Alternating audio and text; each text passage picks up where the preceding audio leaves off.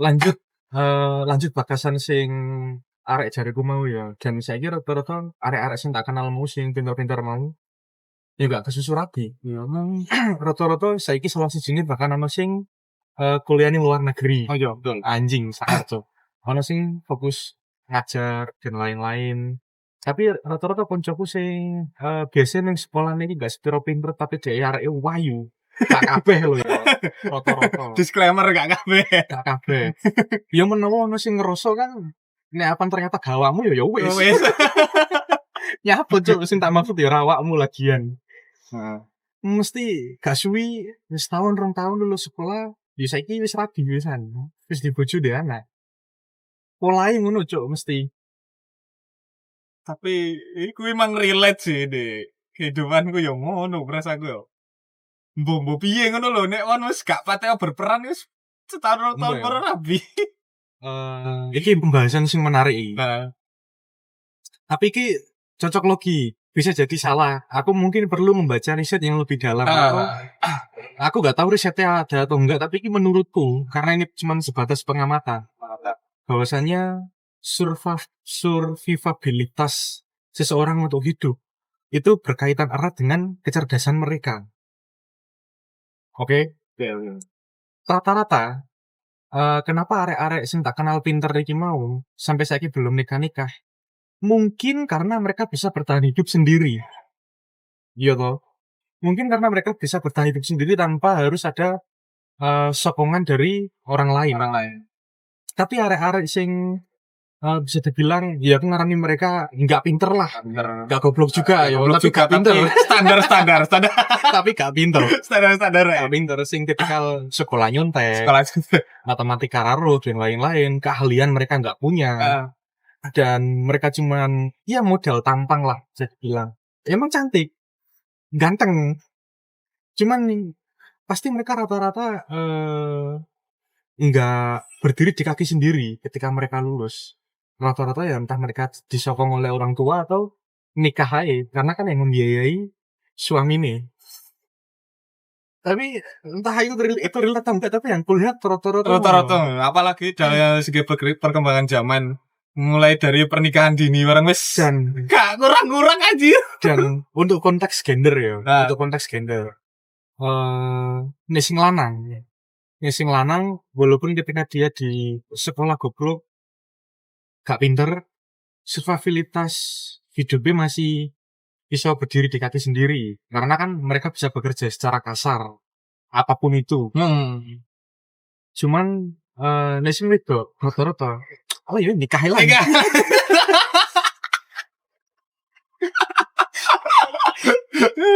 Daripada bingung mikir urip. Nikah lah, Cuk. Apakah itu hal yang buruk? Enggak juga. Kita enggak bilang itu buruk. Cuman yang menjadi pertanyaan adalah apakah kecerdasan seseorang itu mempengaruhi survivabilitas seseorang untuk menjalani kehidupan? Karena beberapa, Pak. Ini ada statistik yang menarik. Betul. Statistik yang menarik. Harus ada contohnya. Oh iya, harus ada contohnya. Ya ada orang di sekitarku. Sing aku mulai tekan dia. Jadi dia ini laki-laki. Oke. Dia laki-laki. Dia orang yang memiliki orang tua kaya. Aku nggak tahu dia kuliah atau enggak. Aku kurang tahu detail. Tapi yang jelas dia adalah anak dari orang kaya. Dan dia berani untuk menikah. Dan itu adalah pernikahan yang dibiayai oleh orang tuanya. Dan mereka, dan dia, ya karena udah nikah kita bilang mereka. Mereka masih belum bisa hidup sendiri. Dan mereka udah nikah tapi masih disokong oleh kedua orang tua. Pada saat itu. Ya karena sing lanang belum bisa mandiri. Melanjutkan perusahaan bapak pun mungkin kayaknya belum memiliki kapasitas yang cukup dan pengalaman yang cukup. Karena masih seumuran. Tapi dia pada akhirnya nikah. Dan si cewek ini pun juga nikah karena alasan sing lanang subjek. Dia wis ndek pacar. Ya wes bodoh. Ceritanya hal menariknya nggak berhenti di situ. Hahaha. Karena kan mereka pada akhirnya menikah dengan alasan si laki-laki kaya toh. Tapi kaya ini kan bukan harta dia. Bukan tapi dia yang kan kaya tapi bapaknya. bapak yang kaya. Kalau semisal laki-laki kaya karena bapak, tapi ternyata dia juga punya usaha sendiri, menurutku Oh, masih worth it, oke, masih worth it. Tapi kan ini benar-benar pure bergantung. Waduh. Saya pada akhirnya 2 tahun pernikahan mereka berjalan, bapaknya bangkrut. Utangnya ya. Sampai omai didol. Gitu titik terendah, yes. Dari rendah dan ya wis iki sampai saiki. Dan pada akhirnya sing asale si arek wedok iki mau memilih menikah karena kaya dan emang benar maharnya dia banyak, uang bulanan juga banyak. Terus akhirnya dia saiki dodolan es nang ngarep omah. Dengan penghasilan untung bersih sehari cuma 20.000. Nih, tapi iki real man. Iki real. Karena ini adalah kejadian di sekitarku.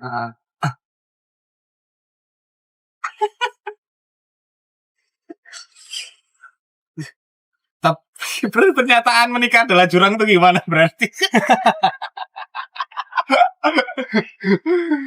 Ya, tergantung. Kalau konteks sekarang bahwasanya pernikahan adalah jurang, bisa iya bisa tidak sebenarnya. Tapi pun ketika kita bertemu dengan orang yang tepat, menurutku pernikahan tetap sebuah jurang.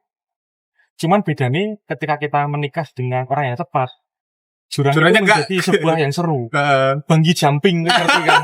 Nah, walaupun jurang tapi seru. Tapi kalau kita menikah dengan orang yang salah, Wah. ya jurang itu adalah jurang. Ceblok mati. Geduk pemakaman. Karena gini, dalam analogiku ya, Heeh. konteks jurang yang aku pahami dan yang aku maksud di sini adalah mau bertemu dengan siapapun, sebaik apapun pasanganmu, tetap yang membuat jurang itu kan aku ibaratkan sebagai sebuah tanggung jawab. Betul. Yang mana aslinya mungkin pada saat ini aku bisa hidup secara bebas. Iya toh? Iya. Isu-isu ngopi. Isu-isu ngopi. Terus mari ngono nggak kepikiran sisuk bojoku mangan opo dan lain-lain. Santai. Free. I'm free. Free man. Dan ketika aku menikah, pun ketika aku bertemu dengan orang yang tepat, kehidupanku yang mungkin saat ini have fun-nya itu karena tidak punya tanggung jawab, gak punya pemikiran. Mau nggak mau pasti akan memiliki beban dan memiliki rasa tanggung jawab yang lebih. Tetap. Soalnya kita bukan kita sendiri. Dan ini di pikiran laki-laki yang mungkin nggak banyak wanita tahu ya sebenarnya ketika kita mungkin berkeluarga. Sebenarnya hal yang membuat laki-laki itu mungkin overthinking ya, karena yang dipikirkan adalah sebenarnya keluarganya. Bukan Dalam perseorangan. artian kayak gini. Ketika mungkin aku, ya cuman semoga janganlah. Tapi ini perumpamaan aja. Umpama aku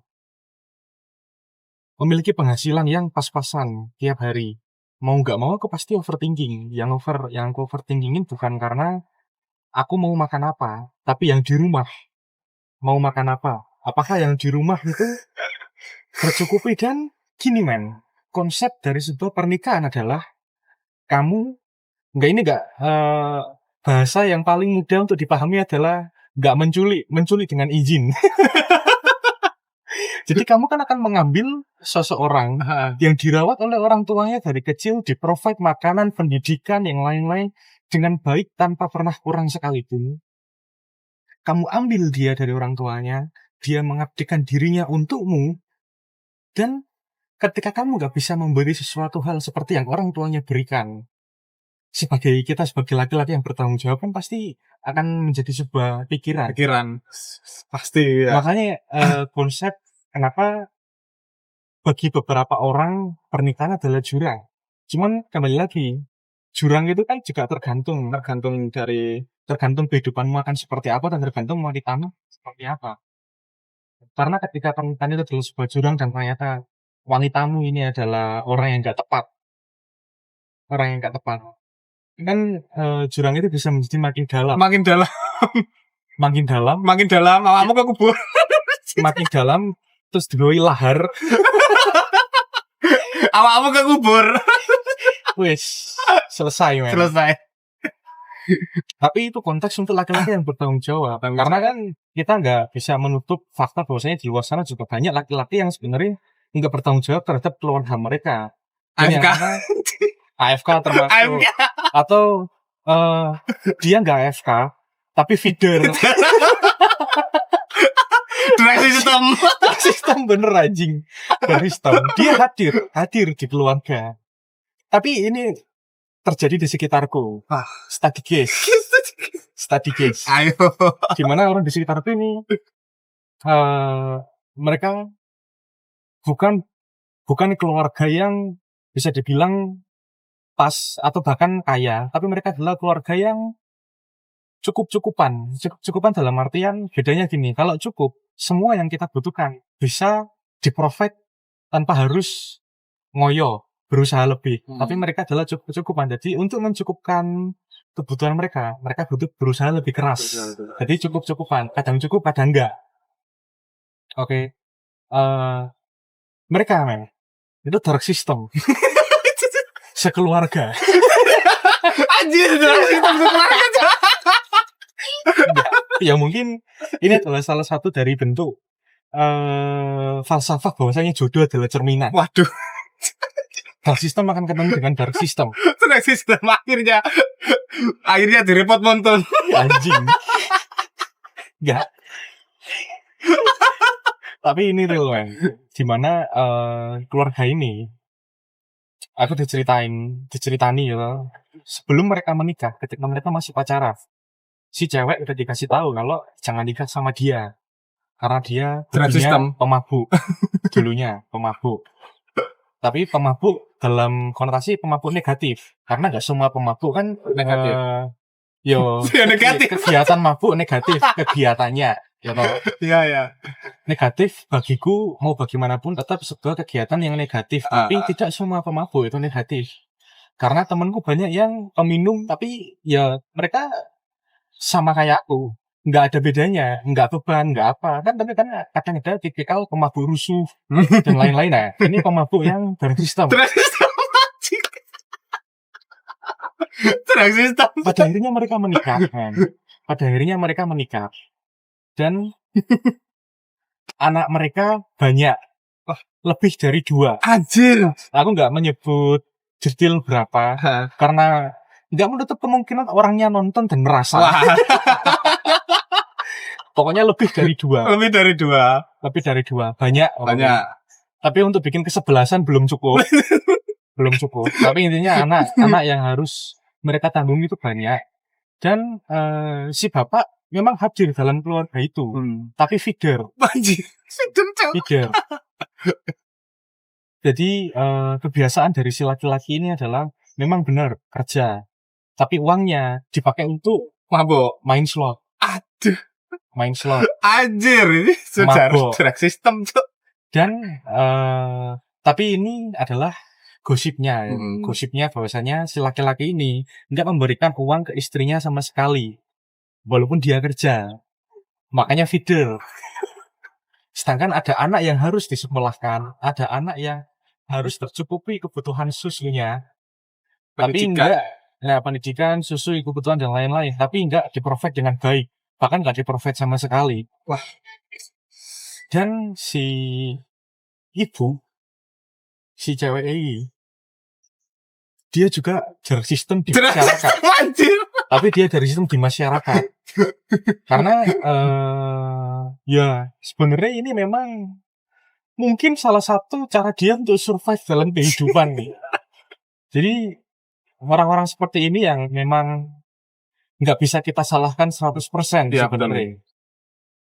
Bisa jadi dia kayak gitu karena kehidupan, bisa jadi ya. Tapi bisa jadi juga dia seperti itu ya karena emang bajingan aja. Kan aku nggak tahu orangnya kayak gimana hasilnya, kita nggak tahu isi itu. Iya betul. Nah kita 50-50 aja. Ya dia di masyarakat jadi dark system karena dia hibah. Dalam artian, let's say, contoh kecil adalah utang ra dibayar. Heeh. Kan iku ada sistem sing diutangi wong akeh. Atau iso wae utang atas nama orang lain. Waduh. Kan gak teli, kan gak dibayar. Sampai sekarang nggak dibayar. Nggak ngerti aku, nggak ngerti. Cuman kan ini adalah juga salah satu contoh pernikahan itu jurang ketika dari awal kamu ketemu dengan orang yang tak tepat. Dan mereka ini adalah salah satu contoh keluarga yang nggak tahu ke depan akan kayak gimana, tapi kalau dilihat dari belakang dan sampai detik ini, ya tahu, mereka masih ada di jurang itu dan mereka masih menggali jurang mereka lebih dalam. Karena let's say gini, ini juga salah satu dampak dari ketika seseorang itu menikah dan pernikahan mereka terlalu gegabah. Sebaiknya jangan terlalu gegabah. Sebenarnya jangan terlalu gegabah.